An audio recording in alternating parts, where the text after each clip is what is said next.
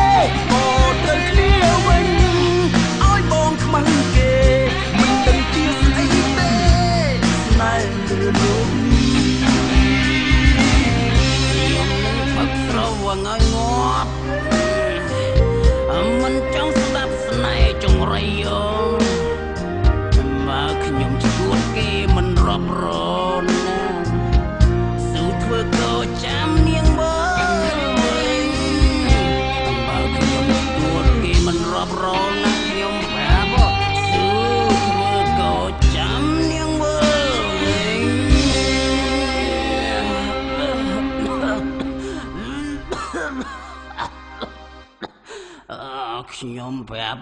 ខ្ញុំស្គួតតែឯងក៏មកស្គួតជាមួយខ្ញុំ